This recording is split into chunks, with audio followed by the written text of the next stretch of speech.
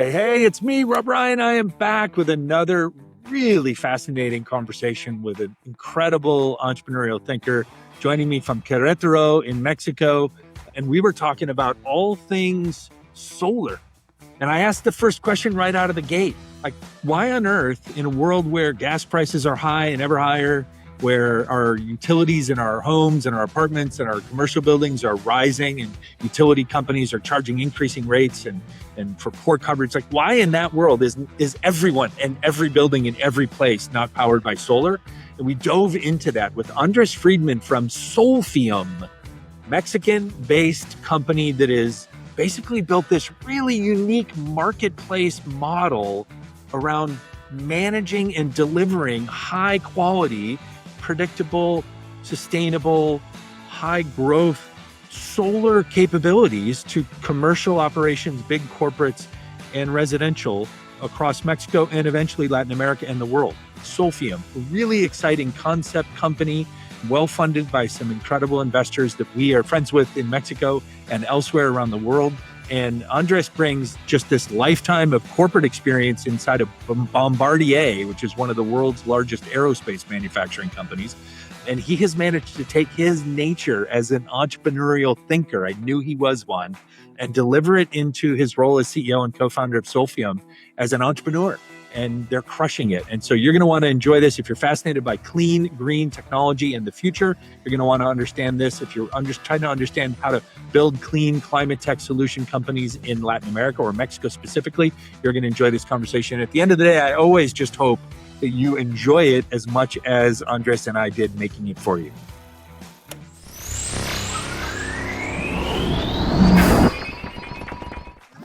We are so grateful to be supported by these community champions: Sales MD, Team Friday, Realist Lab, Kiana Patterson, Diego Chavez, Jer Boucher, Heather Ryder, Janine Sua, Lily Roca, and Steve Kernan. Hola, hello, hi, bienvenido, and welcome back or welcome to Entrepreneurial Thinkers. As you know, or maybe you don't know, you're just joining us for the first time. This is the show where I get the privilege to have weekly conversations with some of the best and brightest entrepreneurial thinkers across all sectors and segments of society and industry, as we hopefully come together to try to leave this world a little bit better than we found it.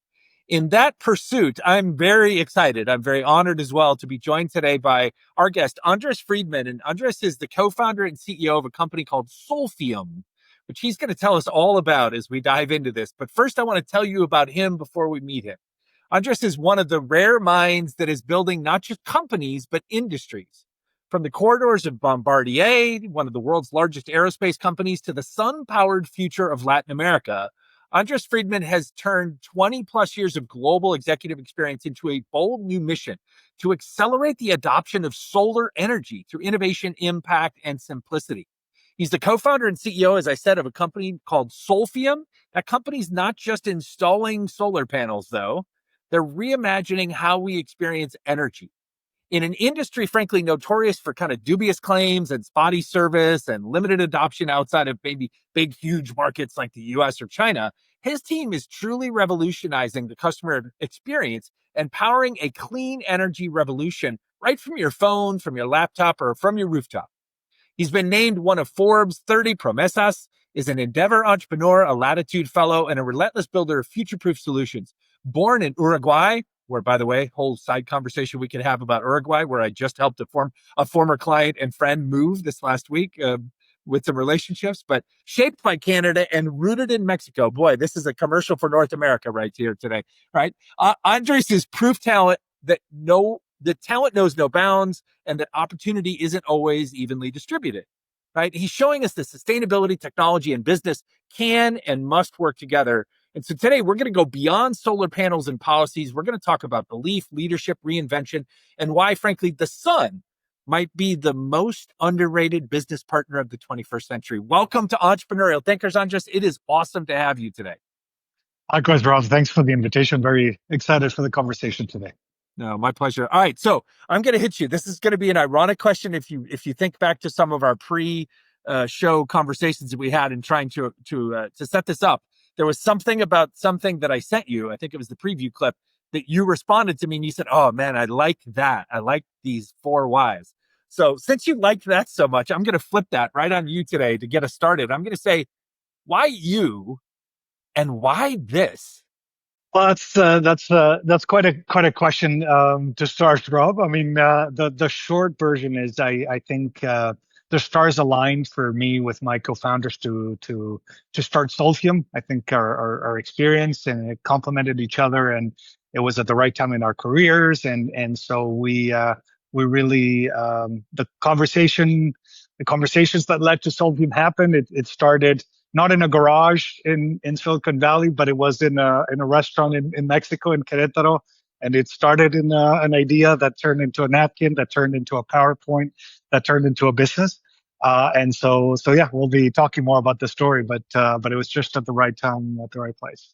I love that. I always love to say, right? Anybody who's been in North America, let's just broaden it out, entrepreneurial life for any period of time in the last 30 years has the Silicon Valley garage reference mentality, right? And That's right. I've always humorously said, like, I've run and or started either my own or in partnership with other people 4 different businesses over the course of the last 25 years, and I think all of them started at a restaurant, right? I think they all started in a restaurant or back in my drinking days in a bar. So I've never actually started one in a garage, but usually the restaurant, local restaurant or bar, and then somebody's spare bedroom, right? So I think that may be the more updated story. So answer me this if you can. I am a let's call it this. I'm a curious believer and fan of all things forward thinking, and frankly, then therefore all things green related technology / clean energy. So answer me this, just as a consumer, as a citizen, as a business person, why doesn't solar energy power every one of our buildings and homes already? Well, that's a great question, and I think it's just taking a sort of time perspective on it, Rob, because solar is the cleanest and cheapest source of energy in most of the world today, and the speed of change has been radical. I always say, we humans have sort of an inability to sort of take that big picture view in terms of when we're living a change that is as radical as how our energy consumption and energy mix is changing. I wonder, if we were living in the industrial revolution, would we be cognizant that we were in the middle of an industrial revolution, right? You just look at things then with the perspective of history and say, well, that was a revolution and it lasted 50 years or whatever. And so this is the same thing. The speed of solar adoption has been radical in terms of how that inflection point happened about 10 years ago, where the cost of solar has gone down by more than 90%. And and and that's what we're living now. And I see a future, given the economics and the environmental sort of imperative, where solar will be ubiquitous. If we think, and the advantage of being from Uruguay is that sometimes things took longer to happen. So we always say we were 20, 30 years behind the rest of the world. And so, it took, when my mom was growing up, there was one TV in her whole town, and TVs became ubiquitous, and even in the lower level of the pyramid, if you will. And so solar, I think, is going in that direction, and in the future will be inconceivable to have a roof or a house or a building and for it not to be designed to capture solar energy, whether it's traditional solar panels or solar tiles or solar windows, et cetera, et cetera. So we are going in that direction, and so it's just a matter of taking that historical perspective. I love that. And thank you for that as well. You also, I smiled a bit when you made that reference to kind of 20, 30 years behind from the Uruguayan perspective. So I had the good fortune from 2015 to 2020-ish to spend an extraordinary amount of time essentially living and working in and around different cities in different countries in South America and Mexico included. And my time in Chile was Mm-hmm. where it kind of hit me. You'll appreciate this. I was standing in line in a bank, right? And that's not an uncommon phrase for anybody who lives in South America, right? So I was standing. Right. It was a very uncommon experience for me as a modern person from the U.S., right? And so I'm standing in line at a bank, and it hit me in that moment, and it was the very particular aesthetics of this bank, right? It was this big old beautiful bank with marble floors and gold leafed columns, and there was 2 or 3 security guys that were like old retired policemen, I'm sure, right? And they were standing there, and we were in a long line, and just the whole experience harkened me back to my childhood, standing in those types of big banks in the 1970s with my mom, when I was a little kid in Chicago, right? And in that visual, visceral experience, it struck me, and I shifted my mindset, and then I began to explain it to other people differently, right? I said, the notion of like a ladder, right, that is going up and down, and somehow that in this context of like economic development or entrepreneurial economic development and growth, that like the United States as the comparable in this conversation is at the top of the ladder, and then all these other countries, quote unquote, developing countries, are like at the bottom of the ladder trying to work their way up. That paints a picture as where like then everybody's at the top of this ladder, like hanging on, right?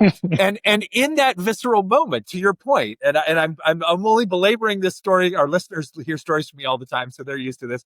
But I'm belaboring this to validate what you're talking about and kind of give us some framework for where we're going, right? So it hit me, and I was like, no, that's the wrong way to describe this. Like historically, we've been misunderstanding this.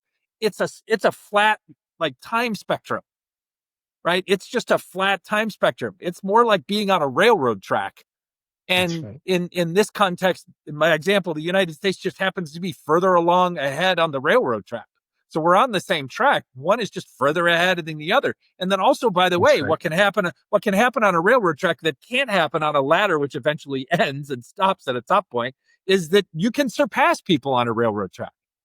Right. So you could catch up and then surpass. And there is like you could get stagnated on a railroad track and just kind of get stuck in your development cycle. And so in that moment, I was like, people would be like, oh, that's crazy. I can't believe you're standing at a bank online. Can't you do all this stuff online or on your phone?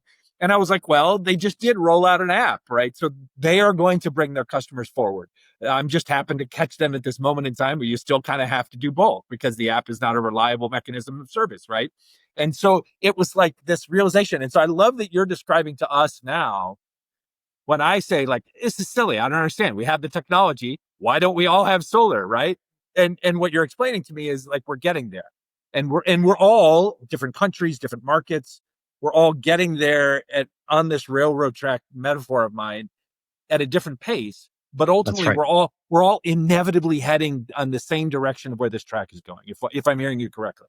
That's right. That's exactly it. I love that.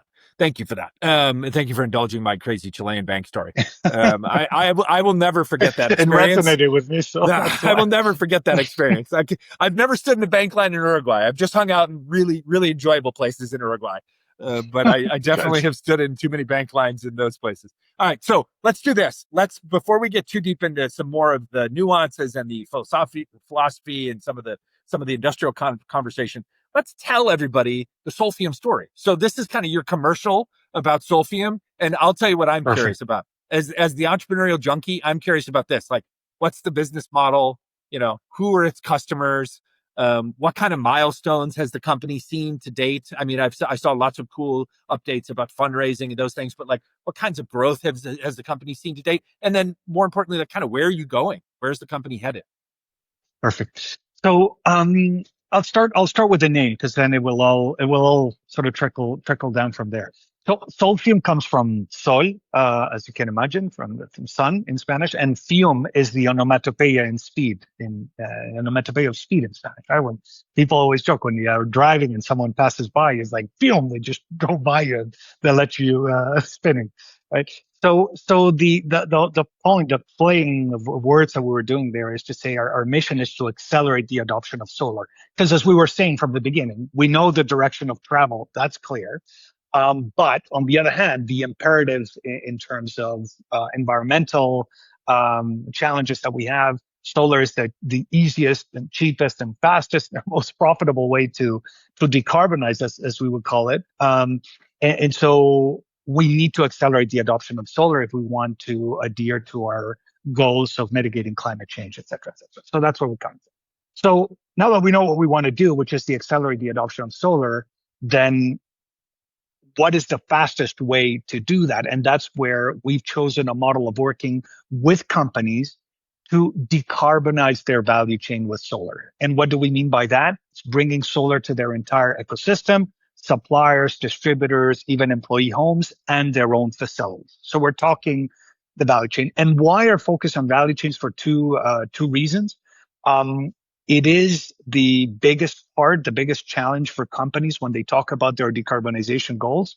It's one thing to bring solar or initiatives inside your facilities, but usually the majority of your emissions in a company come from your value chain, 80 to 95%, depending on the sector. Those are the ranges of averages. So think, for example, we'll talk a bit more about this later, but think of Coca-Cola, which is one of our sort of our exciting customers and partners. In Mexico alone, if you think of their value chain, downstream value chain, so distribution to customers, there's 1.2 million convenience stores.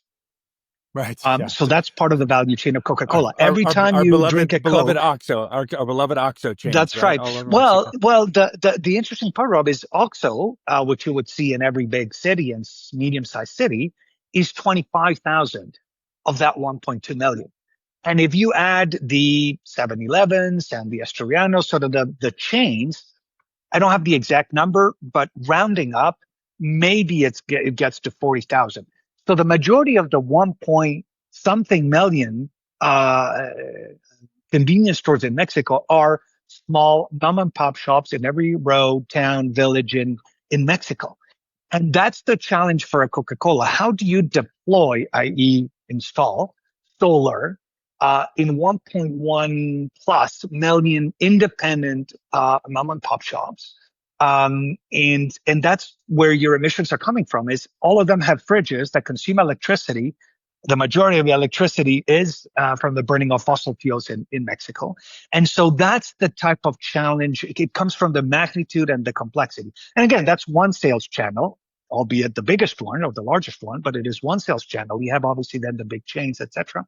And then you have the upstream value chain, your suppliers and the suppliers to your suppliers. So when you talk about the emissions of a company or a product, comes from the first raw material to all the way to the end use of the product. So companies have that incentive and that challenge, and that's where Solfium comes in. So that's sort of our approach. Companies have a big say in how they influence their suppliers and their distributors to do business. So that's where the push and the drive to adopt solar comes from. So that's the go-to-market, if you will, in how we're working. Now, the business model, the simplest way to describe it, and I don't like this analogy too much because it has its limitations, but at least it will paint a mental a frame of reference that will give you a good sense of how we operate. It's a managed marketplace. So we bring together manufacturers, installers, a logistics provider to enable the operational model, financing partners, to basically all the elements of the ecosystem to facilitate that customer adoption. And the customer is directly a corporate, because we work directly with PepsiCo, with Mabe, Cola, et cetera. We install in their facilities.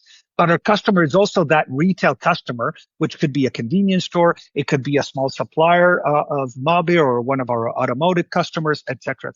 So we do B2B and B2B to retail. So both are direct customers of Solfium. It's obviously a very different type of installation for an industrial facility than for a small shop or an employee of one of our customers, the home of the employee.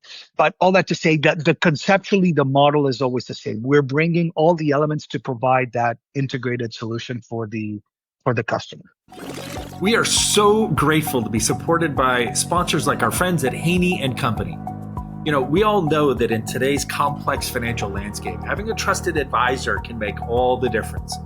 Since 1960, Haney & Company has been providing comprehensive accounting services to a diverse range of clients, from small businesses to large corporations.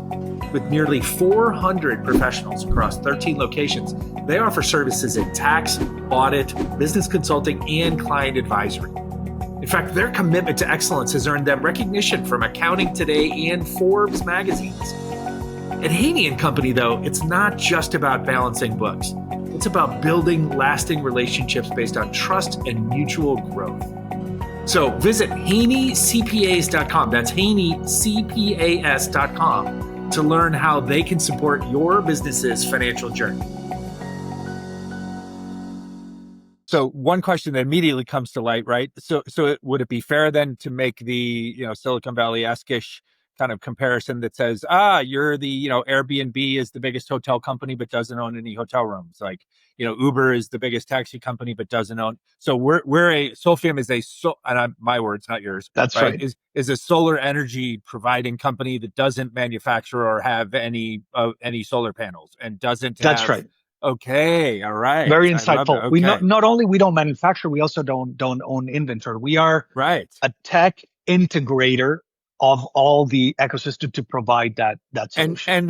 One literal example that I thought was beautiful, by the way, just as a compliment to the team that put it together for you, is now that you explain it that way. So there's a video on your website that shows kind of a home residential experience, right? And I love the subtlety of the trust and confidence Mm-hmm. messaging that was being sent for this particular video when the installers arrived and the client opens the back of the truck and the client is able to go in and he cuts the box and he pulls it open and he looks at it and he goes like, yeah, that's what I bought. Now that's not what it says. That's my interpretation of what it was meant to say. Uh-huh. Right. Yes. But so Yes. why I'm bringing that example up though is, so then what I actually saw there is literal third party expert high quality solar panel manufacturers product wrapped up inside of a Solfium box with Solfium safe tape and Solfium branding to ensure that, hey, whatever is in a Solfium box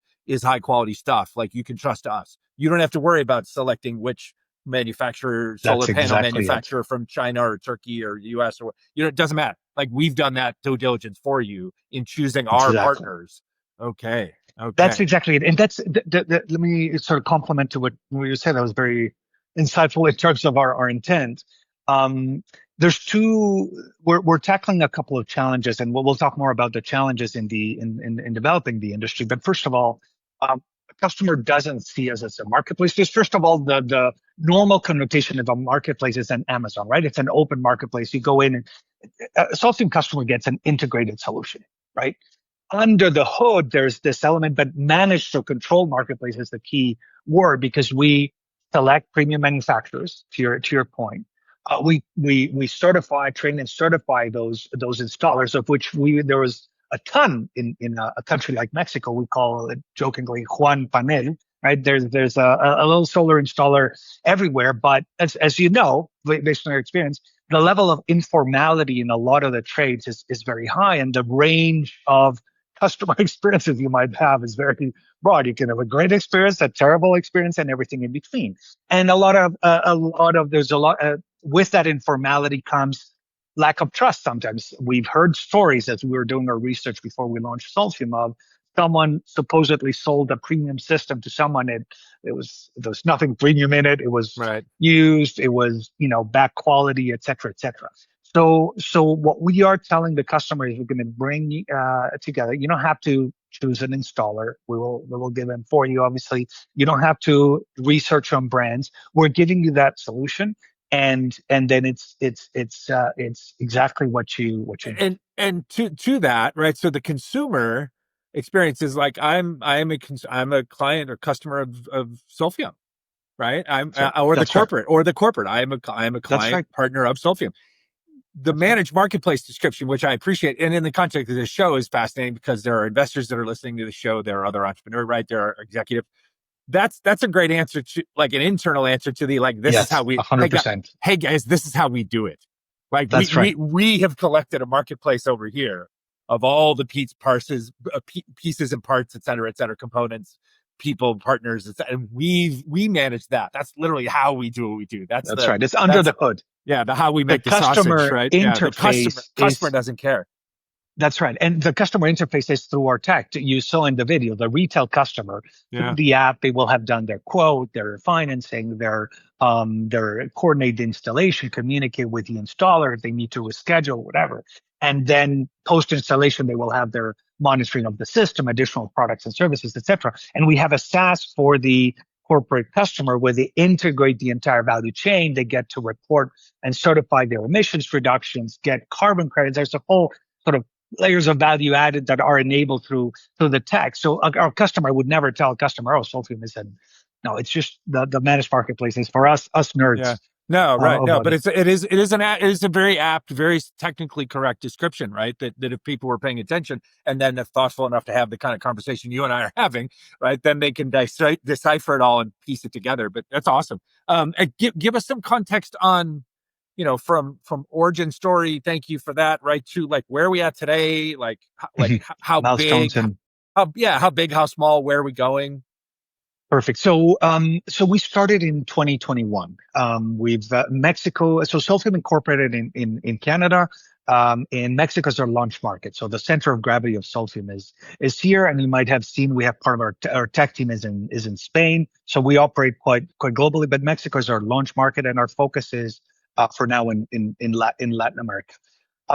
We did in 2021 a proof of concept and sort of the full scale commercial launch now with the full release. We are the proof of concept was with beta versions of our apps, right? And it was all about learning about the customer experience, learning about the installer experience and the operational model, which is as key. People obviously again wouldn't see that, but all this model of how we interface, how we orchestrate the interaction between installers and customers, the logistics model behind it. We have a partner. I copied a lot of this from our experience at Bombardier in terms of having a third party logistics that would have the inventory from the manufacturers and prepare the customized kits and do the last mile and deliver. So all that was sort of refined during 2021, and 2022 was our full launch. And that's when we started working with corporates as well. So that's obviously was sort of the major milestone.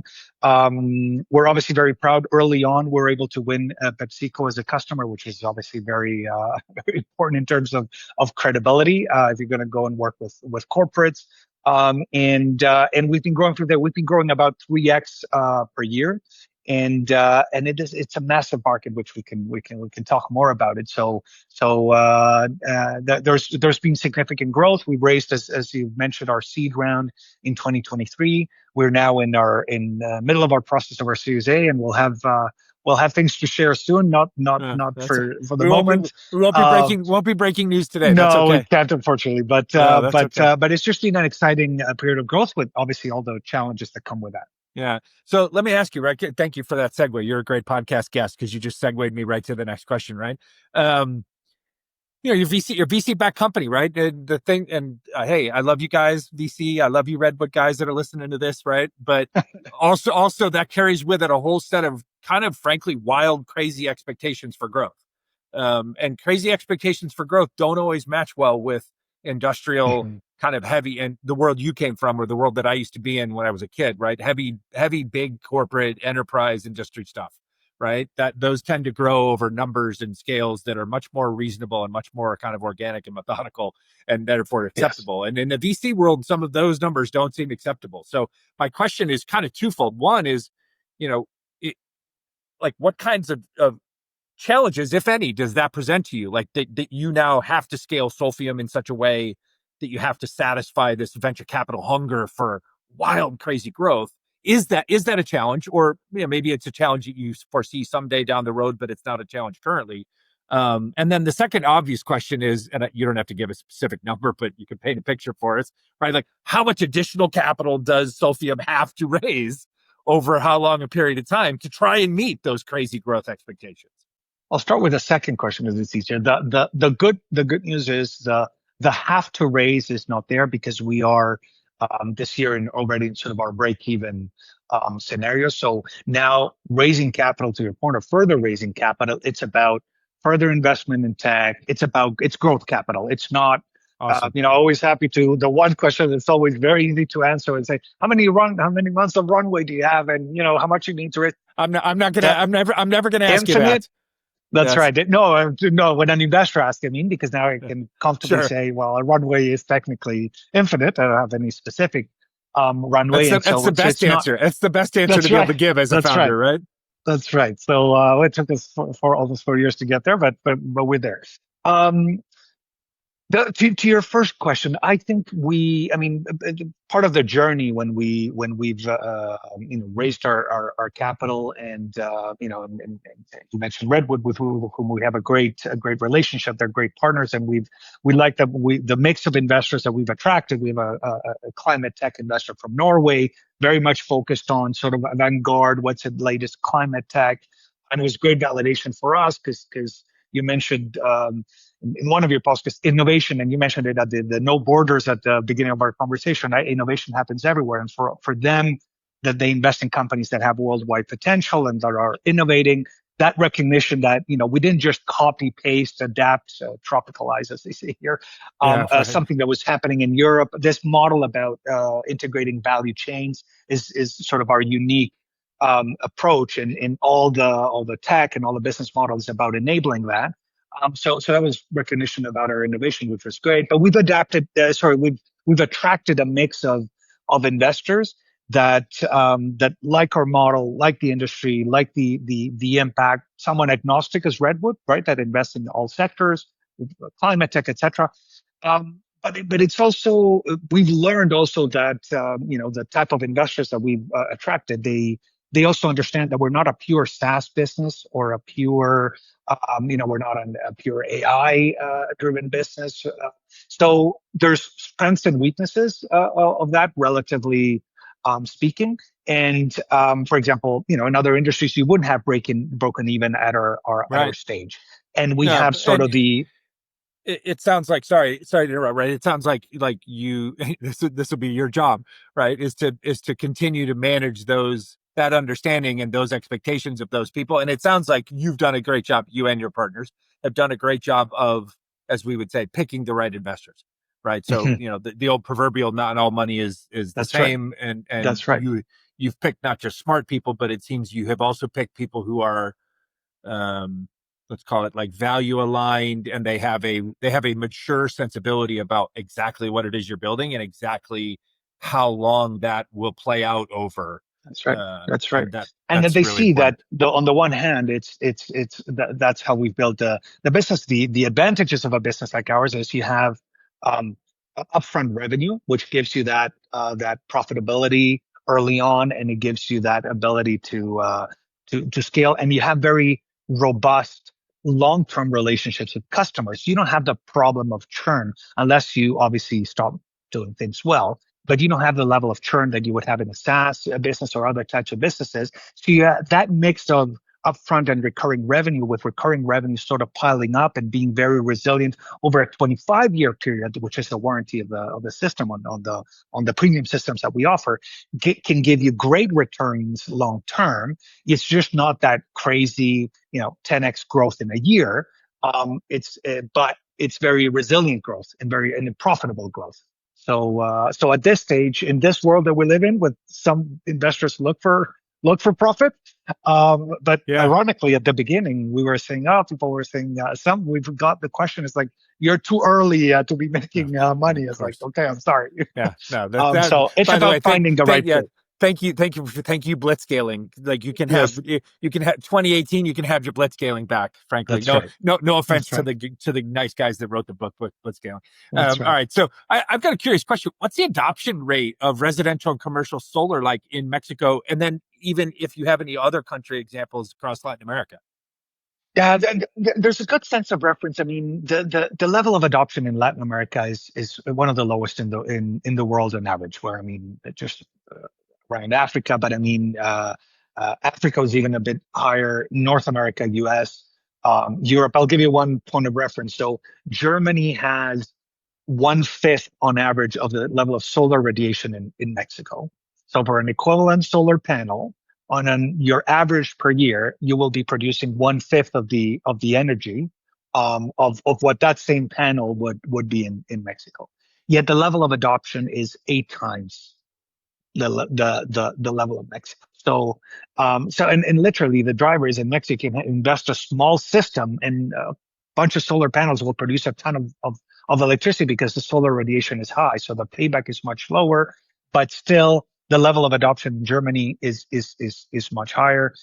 Spain, obviously, it's much more closer in terms of radiation to Mexico. Spain has had solar booms for years, and so Mexico and Latin America remain very laggards. The flip side of that is the opportunity. The market opportunity is absolutely massive, Right. right? And so, so I see it as an advantage, obviously, but it's a not only a massive market, it's not a winner takes all market, as you will realize by just looking at that. We are profitable early on in our journey, so that's what makes it an exciting market for us. Yeah, yeah, it's funny. I sat in a room at an event at Tec de Monterrey, which for those that listen, they know that's the preeminent university in Mexico. If you don't, now you do. And I remember being in that room, and it was an investor presentation, family office forum type thing.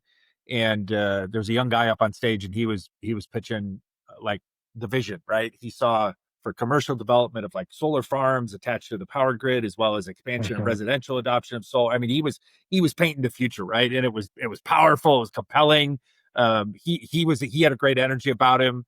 He had all the numbers. He was a really smart guy. He was an engineer by trade, but he was a great storyteller. And it was literally, I was walking around the back of the room, and it was like the collective yawn from all the old money, traditional family office, fundacion, right? The Mhm. the 32 families of Mexico were all there, and everybody else, and all the hangers on, and it was like this, yeah, okay. And the biggest corporate investors were there, yeah, okay. Probably guys that you're now doing business with, who 8 years later Yes, have finally yes, come around, right? So yes. I'm curious, kind of, I want to tie that little anecdotal story into a different question, right? So you and I know, and let's just agree that, like, generally informed people know, whether they're detractors or not, they know that, like, widespread adoption of clean green energy and technology going forward is a necessity. Like, it's not an option anymore, it's a necessity, right? Like, again, I get it. There are people that have different interests that are going to say, well, no, it's not. Yes, it is. And even they know it is, they're just lying, right? So Hmm. how can we in Mexico, let's just talk about Mexico for a bit, right? How can we take the industry, investors, government, private, and these powerful family investors, these family offices, fundaciones, how can we get these people to start thinking differently? Or how have you maybe already? Maybe that's the question, right? How have you, or how can we get this collective group to start thinking differently about clean energy as we go forward? That's a good question, Robin. It's very broad. Let me try to sort of put the key elements there, because there's been a big change from 2017. And let me sort of outline the key factors, and then let's talk about how we can further sort of propel that into the future.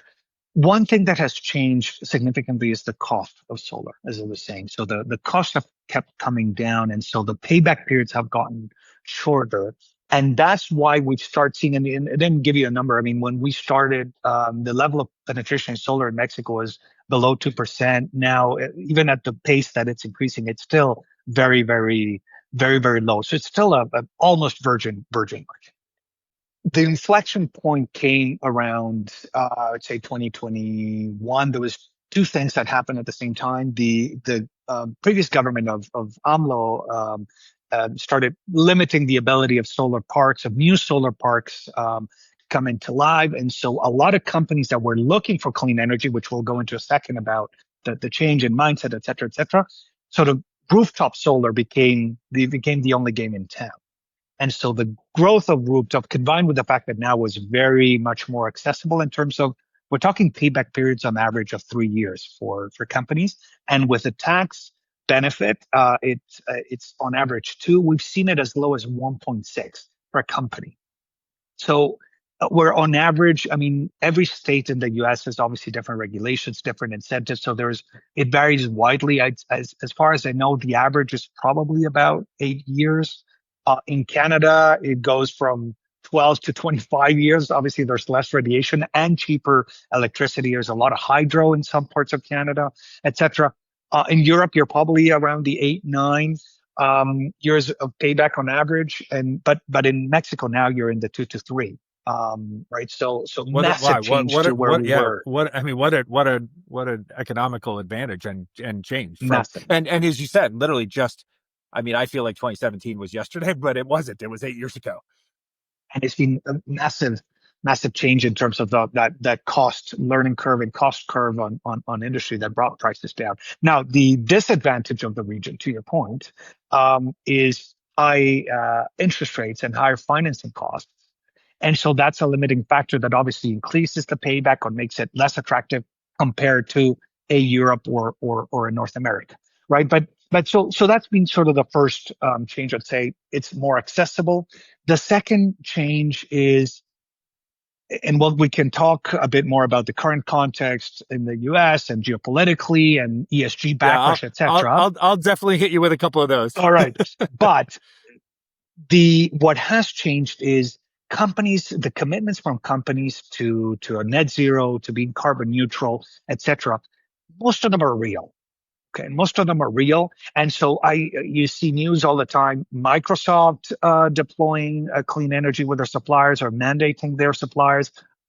Amazon mandating their suppliers to now hop on the clean energy wagon, and the automotive companies I mentioned earlier. We work with a lot of German, Japanese automotive companies here, and their suppliers and sub-tier suppliers, as they call it, the tier ones, which are the direct suppliers to the OEMs, and the sub-tiers, as they call it.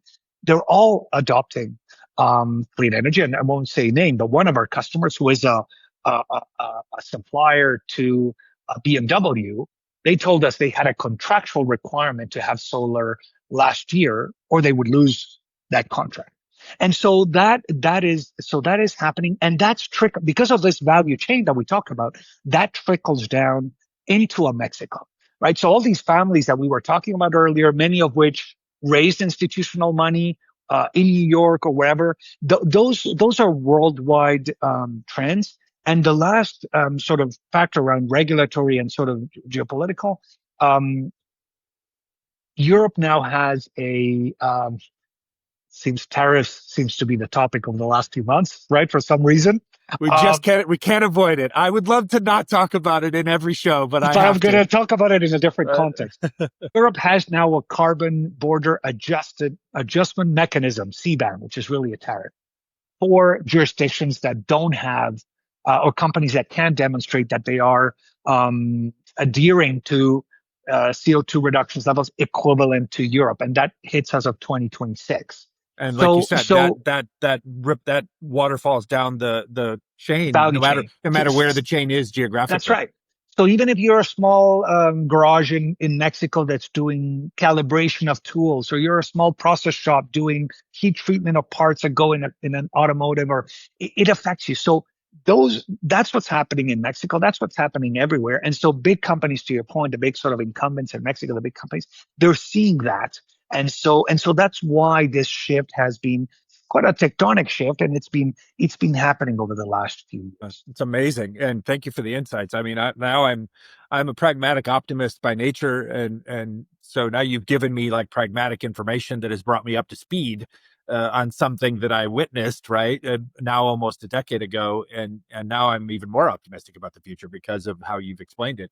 I love that the forces are coalescing. So we are so grateful to be supported by sponsors like our friends at Chisos Capital. Everyone knows that raising capital is hard. And frankly, finding the next pool of entrepreneurs to get access to as limited investors is sometimes impossible too. Do you have a big idea, a dream you're building, but you're struggling to find early funding? Well, Chisos is changing the game for founders, creators, athletes, and investors. Whether you're launching a startup, growing your creative brand, or training for the big leagues, Chisos backs you. Chisos uniquely invests up to $100,000 in people, not just products, whether they be entrepreneurs, creators, or even athletes. With their unique CISA model, convertible income share agreements, founders get flexible funding without giving up equity or ownership, and investors get attractive returns and great upside with less risk. Chisos works for both investors and the people bringing our world to life. If you're seeking access to a truly diverse pool of deals, or you're someone who feels overlooked by the VC game, Chisos is ready to back you. So apply now at chisos.io. Let's touch on the politics, the geopolitics of it for a second. I got two different questions. One, because you brought it up, So prior administration, prior federal national administration in Mexico was President López Obrador, AMLO, affectionately known by everybody. You made a particular reference about some meddling in that part of the industry economy that was happening, and therefore it was kind of stilting growth, right? Stilting the ability to expand. Fast forward, help me juxtapose that versus the Scheinbaum administration currently. Are they living by those same principles? Have they adopted? Are they just kind of neutral, figuring it out right now? Like what's going on today that may or may not be different than what you saw with the prior administration in Mexico?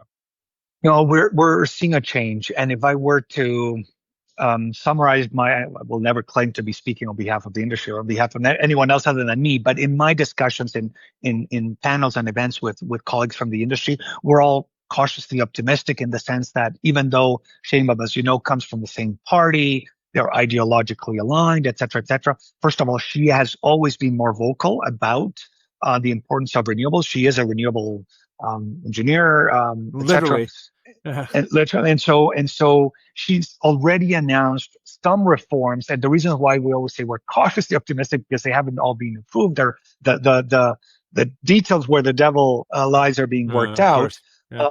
But the indication is they're going to allow larger projects to happen. They've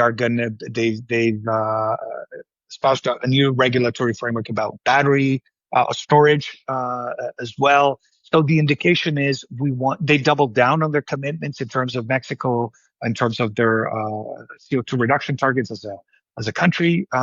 So it seems that they will be approving more projects and basically helping the industry while still sort of trying to protect the role of the public sector, et cetera, et cetera.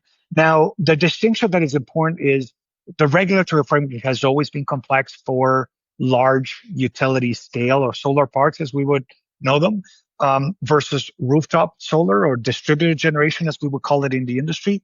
That's worldwide. Large projects always have regulatory approvals. You need to connect into the grid, sell energy into the grid. When you're talking rooftop, you're consuming right where the energy is being generated. You might still be interconnected into the grid. In fact, you usually are. You're not in isolation from the grid, but you're producing. So it tends to be easier, faster. You don't require as many permits, etc. That's why we are focused on distributed solar infrastructure and distributed energy infrastructure. But the distinction, the regulations are also very big. But in both segments, Sheinbaum has proposed positive changes. That's great. No, any example where we see her leaning into her scientist roots is a good thing, right? Good. So that's fantastic. All right. So for those that are listening that needed, apparently a lot of people in the world do a quick lesson on what tariffs actually are and what they aren't. You've already given us the hallmark example of what tariffs actually are from a public policy standpoint, which is in your European example, right? So that was a perfect example of what we would call a purposeful, targeted tariff for good, right? Mm-hmm. Like to derive good outcomes and progress.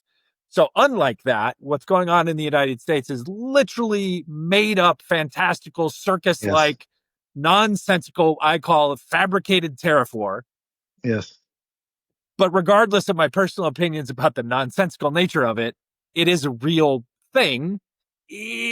Sometimes it's a real thing. Sometimes it's just the bluster and then the market effects of the potentially not real thing.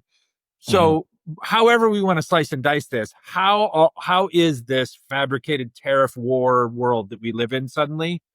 Is it affecting your business? Because here you are like Canadian, right? Canada, Mexico, the US is right in between all of you, and integrated supply chains across many of these different companies and industries that you've mentioned in Mexico and auto supply and all these. Like, is it affecting you and your ability to manage this marketplace, or is it not affecting? Let me answer at two levels. It's not affecting us directly. The way we operate, the way our business is structured, it doesn't affect us directly. It affects our customers, or many of our customers, so it affects us indirectly. And the short version of that, which obviously will not surprise you, Rob, is as we all know, uncertainty is the enemy of investment.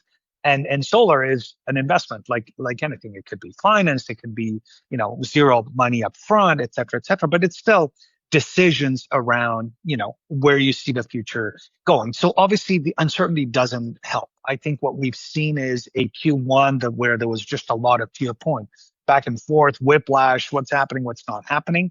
I think the consensus that we're seeing now is, okay, despite the noise, etc., Mexico's not going to go away. The integration of supply chains in North America are not going to go away. There will be some adjustment, etc. But fundamentally, and if anything, probably North America relative to other regions of the world will probably be even more integrated than before. So that's I think sort of where the consensus is leaning towards. So we are seeing sort of a Q2 that is sort of okay. The sun, to stick with the sun analogy, the sun is still rising the day after, and we're going nowhere, and so we're not as worried. That's great. I mean, good for you. I'm pleased to hear that for you, and then I'm also pleased to hear it in Yes. the macro, because I am embarrassed, frankly, by the suddenly we've decided to brand ourselves as the most uncertain country in the world, as opposed to historically the most certain country in the world. So, That's all right. right, so we're gonna shift away from all the big complex stuff. I want to talk a little bit about you a bit before we close out. And so I've got a couple questions in particular. One, I just had a recent episode. Actually, I think it was the episode that dropped last week. I had this incredible conversation with a young man named Chris Hurd. Chris is a huge advocate and enabler through the business that he built, called First Base, around the whole reality of like remote distributed teams and remote distributed companies in the modern era. So when you talk to Chris about the future of work, he's quick to remind us that the future of work that people fantasize about is actually the present day of work for most large corporations. And you've operated in that way in your life, right? You've led teams in Germany and Canada, Mexico, across Asia. And so I'm curious, like, kind of what's your take, right? I mean, you've already alluded to, you've got a tech team inside of Solfium in Spain. You're serving markets in Mexico. You sit and reside in, I think it's Toronto in Canada, right? So you've got all these different pieces of the puzzle. Your offices in Querétaro, right? Talk to us about that. Like, what is your take? Is the building of companies this way the way, as the Mandalorian would say in Star Wars? Like, is this the way? Mhm.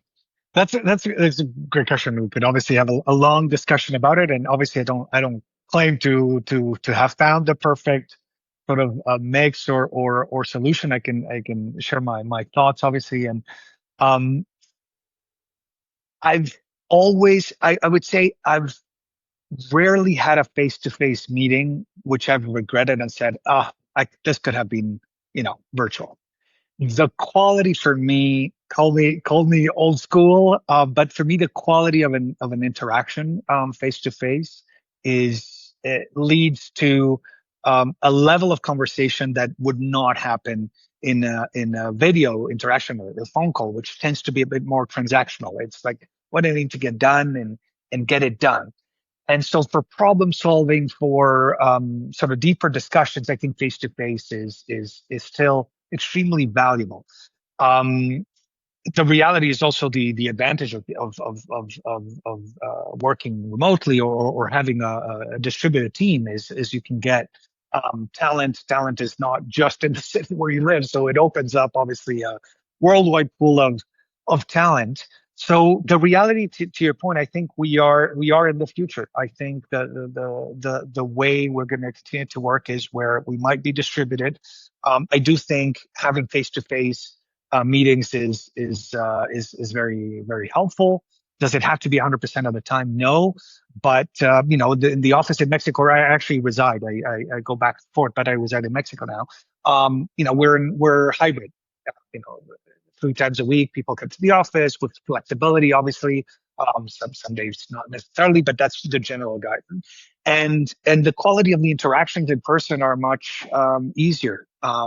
Sometimes, and it's good for the younger members of the team that are learning, that sometimes that 1 minute question that it's easier to ask if you're beside, but if someone's remote and you need to call them and they're busy and you need to schedule a time, that friction means that sometimes you miss things or you're not able to have those interactions, and they miss that. So I do think face to face is important. And I go to see the team in Spain. In an ideal world of unlimited resources, they would all come here. All the team from Mexico would go to Spain. I'm sure they'd be happy about that. But so you gotta sort of, like, as everything, find the right balance. But I do think face to face is not going to go away. It's funny is I'll use your own phrase describing your business. I'll apply it to this. I personally believe, and you kind of just described a variation of it, and so does Chris when he talks about it. Is the modern day corporate workplace, or the modern day corporation, the internal machinations of a modern day corporation, is much closer to being a managed marketplace than it is to the old monolithic manufacturing line. Right. Like think about it. 1940s, 50s U.S. office culture was just a variation on Industrial Revolution, early 1900s U.S. Manufacturing culture.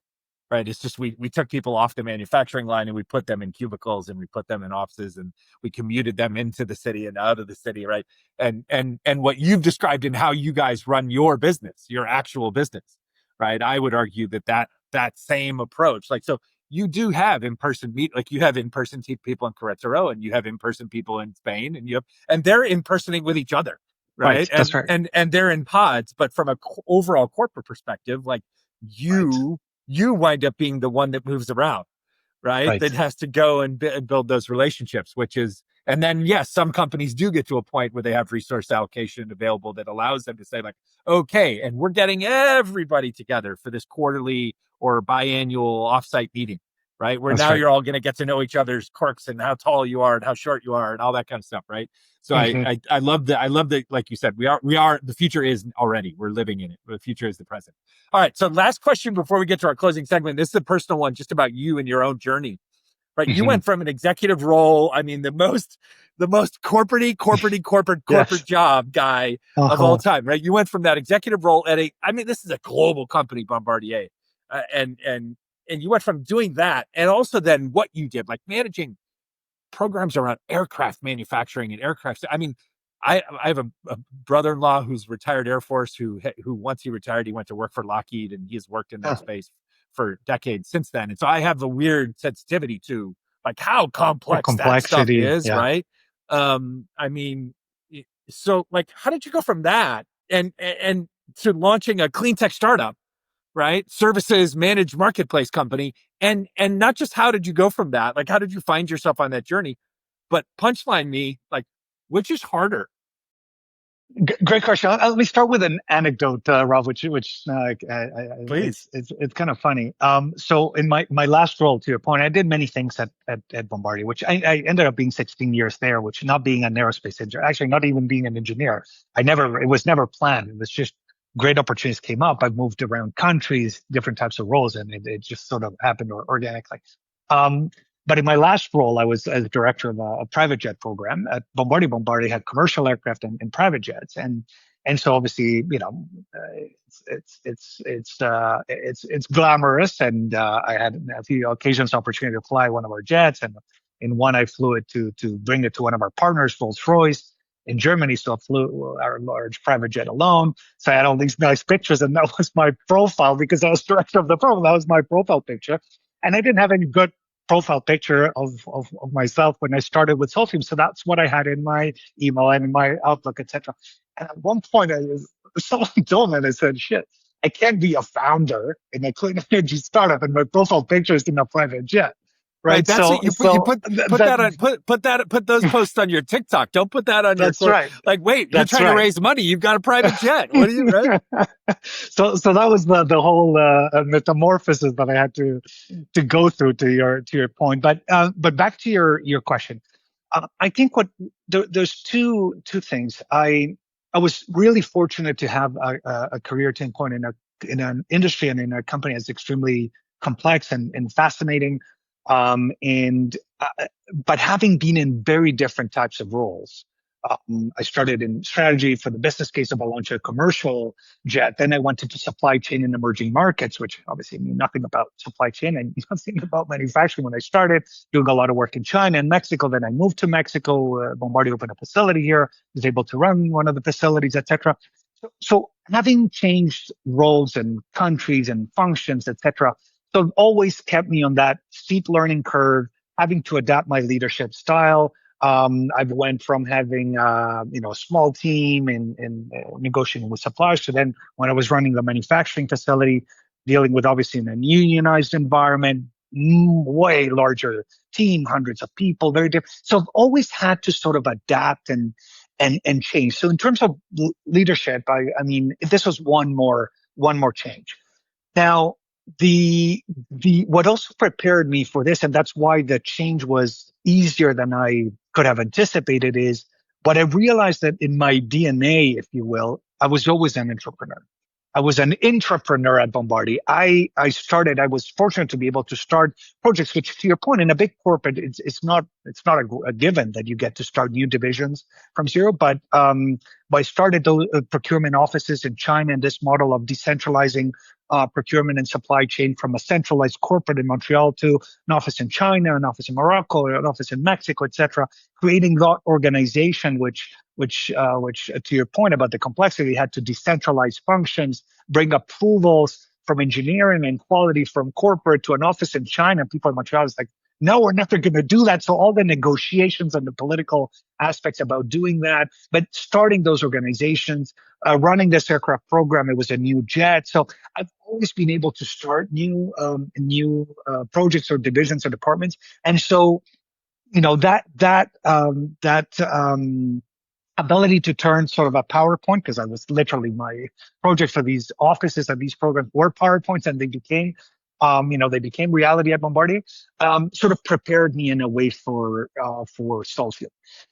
It's very hard to say which was more harder, or more challenging, because, and the two parts of the answer. Running an aircraft program, I mean, maybe running a skyrocket program is harder, I but was going to say, it's it feels like running like a portion of the Pentagon or something. complex, and there's things go wrong, and you have the pressure of having hundreds or thousands of engineers. You have a fixed cost of development, and every day the program is delayed because something happened. The only way an aircraft program will not be delayed is if you are replicating existing technology. And if you're doing that, it's not a new plane. Why the hell would you launch a plane with old technology? And the aircraft cycles to develop and certify a new plane is 6 years. So in the 6 years, you sort of have to anticipate the sweet spot, the technical readiness level, as they call it in the industry, of a certain piece of tech that will go into the plane, that it will be ready by the time you're flight testing and certifying it. If you're too early, it's not ready and it will be delayed. If you're too late, then you're not bringing something innovative into the market. So all that to say, the pressure of orchestrating the tests and the certification, etc., and the pressure, nothing And sort of compares to right, that. and by the way, But I mean, by the way, right, a solar panel goes bad or it gets broken because of a hailstorm. That's a lot different problem to fix than like, oh shit, like yes, we made an airplane that fell out of the sky, yes, right? I mean, which like fortunately didn't happen to us. But right? but I but mean, to your like point, that's that level of pressure. that's right. That's right. The complexity. So today, the technical aspect of this business for me is simple. When we're talking about supply chain for aerospace with thousands of parts and thousands of tests that can go wrong, and you need to orchestrate the testing and certification of that plane. Now, this is so much simpler. On the other hand, it's a startup. Yeah, We're three exactly. co-founders, but obviously the role of the CEO, you're ultimately accountable for everything. We have investors. So as you know, the journey of a startup is like Yeah, this. It's not as there's no Bombardier budget anymore, right? There's there's no, no there's no yeah, market budget, and so the pressure of saying that, we and I don't disagree, but we romanticize sometimes the failure of startups, and obviously it's of course it's great, and you move on, but the reality is I don't want to fail, right? I don't want to go to my investor, oh, I'm sorry I failed, but I learned a lot and I'll do better next right, time. No, I lost right, the money of angel investors, which was my former boss, and this and that. So you don't really want to fail. I mean, if you fail, you you move on, and obviously you turn a good angle to it, and obviously, Yeah, but if you don't fail, you didn't try. But no, I'm not criticizing anyone. But the point is no, that pressure. the reality is underneath that nice headline that everybody, as you say, romanticizes is you fail, you move on. Yes, you do move on, because unless you die, like, you move on, but you move on with permanent scar tissue. You move on, That's right. move on. That's right. Maybe you move on without a limb. Like, I mean, you move on a That's right. different person, you different human being than That's you right. were when you entered that experience. And very That's few right. people talk about that. Like, That's right. yeah. I agree. And again, I'm not obviously criticizing anyone. Yeah, If no one failed, it's because they didn't try crazy things. So I'm not criticizing anyone. But the point is, I don't want to fail. So the pressure of of making sure Solfium is the success that we think it can be and that we planned it to be is different than being in a company. Yeah. No matter how hard that role as a company and the pressure that I had at Bombardier back in the day. So it's different. It's simpler in many ways, which is a good thing. I all my respect to very young founders. I don't know. I wouldn't be able to do what I do without all the baggage and experience that I have. And it's still hard with all that. So to your point, what's harder? Technically, it's one and the pressure, but starting a company and trying to do something big and not fail, that's pressure as well. Yeah, But I love totally it. agree. Totally agree. And that's an incredible answer. We are so grateful to be supported by sponsors like our friends at Plain Text Capital. You know, investing in Web3 and cryptocurrencies isn't about jumping on the latest trends. It's about understanding where the market is headed and why. Plain Text Capital is a digital asset investment firm focused on long-term strategies backed by deep research, backing the best Web3 companies and protocols, and investing in the newest asset classes of the future. They believe that Web3 crypto will drive digital innovation for decades to come, creating significant value for investors.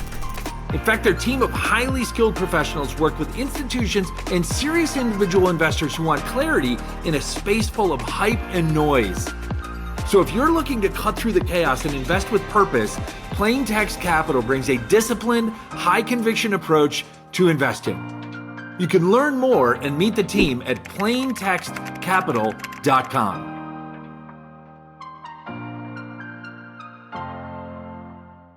I've got one last question. It'll be our closing segment question for you here in a second, but just an observation as I was doing my research to prepare for this. I was going through and reading and watching all the different things about the company and reading and watching things about you, and then going just kind of studying your LinkedIn, which is equivalent to your resume, your CV.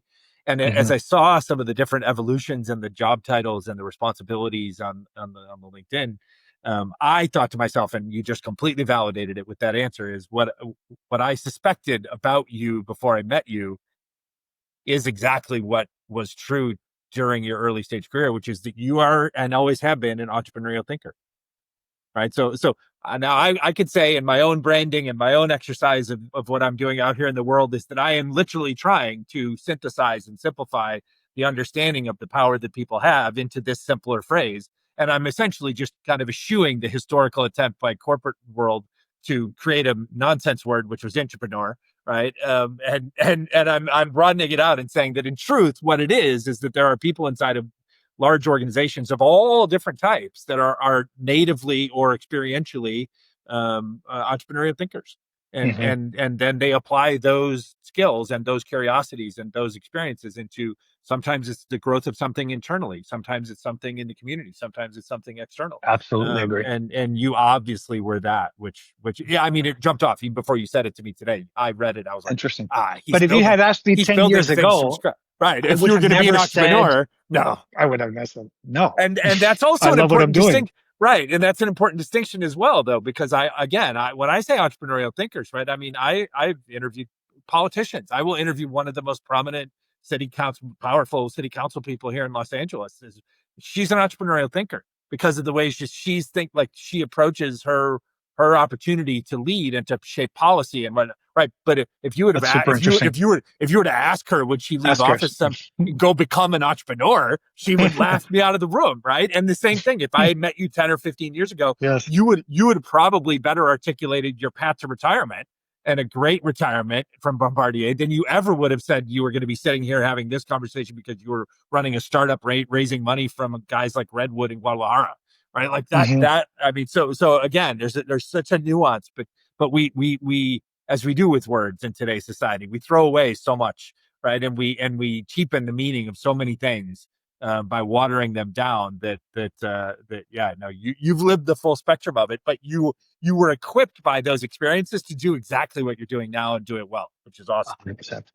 So, in that spirit, my last question actually is: let's give a little bit of advice to young entrepreneurs in Latin America, right? So Mm. if you could give me, this is a bullet point answer, if you could give me maybe three things that you would think about that entrepreneurs in Latin America should focus on when it comes to building climate tech or climate driven solutions companies.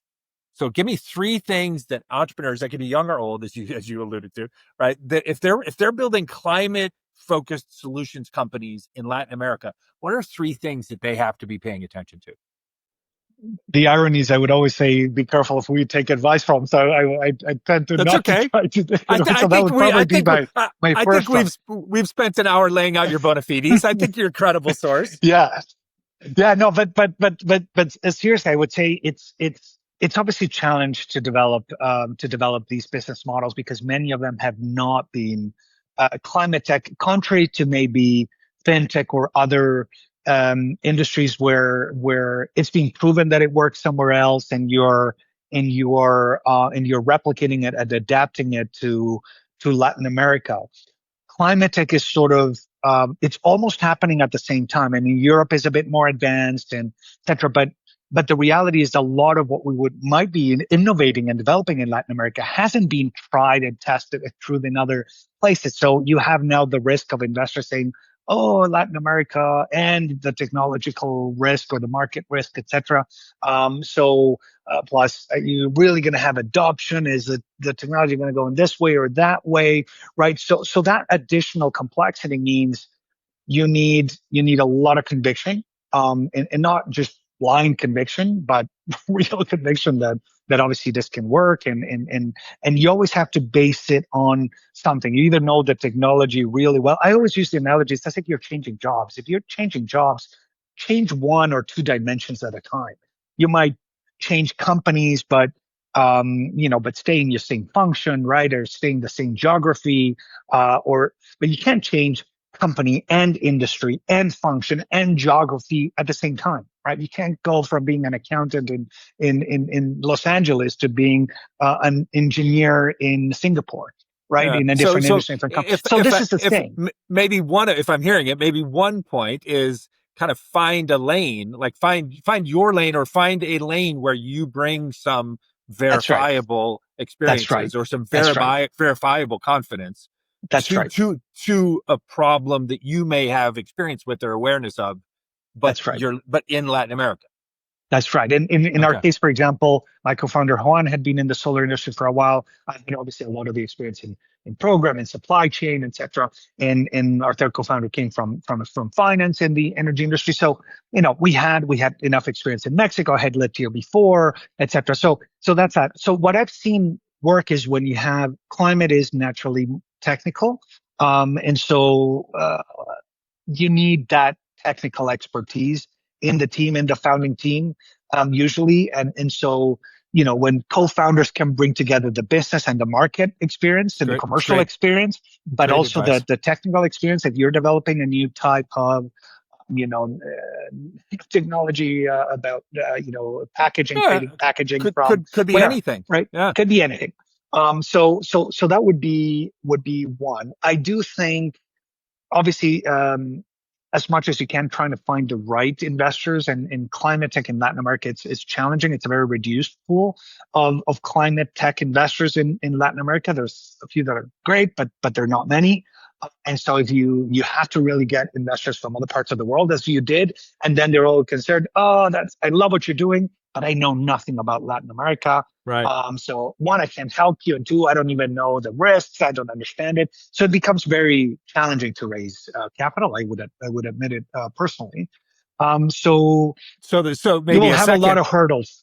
Yeah. So maybe a second again, like build a good team with the diversified expertise, bring that verifiable level of confidence, and then maybe a second one, if I'm hearing it, is hey, have a very rigid seriousness about how you select the investors that you're going to partner with. Because, by the way, That's right. yeah, the old adage, you're going to be with them for a long time. But in climate tech and climate solutions in new markets, you're really going to be. This is a 20, 25, 30-year friendship, right? Not relationship, not 100%. just not just a 10-year investment horizon relationship. So that's I think 100%. that's great.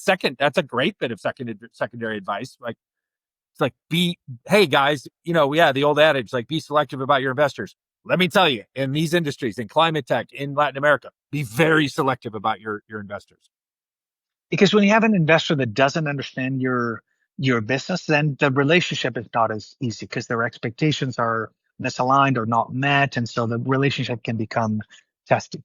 And then the third point I would say, Rob, which I will bring to sort of two angles, is about advice. Back to my first one. For us, it was very helpful to have an advisory board where you can complement the skills or the expertise that you don't have. So we've had really the word or the expression world class can be used very loosely. We really had, the founder of the tobacco of Canada, or the Carvana of Canada, which is Clutch, former GM of Uber Canada, launched Uber Eats.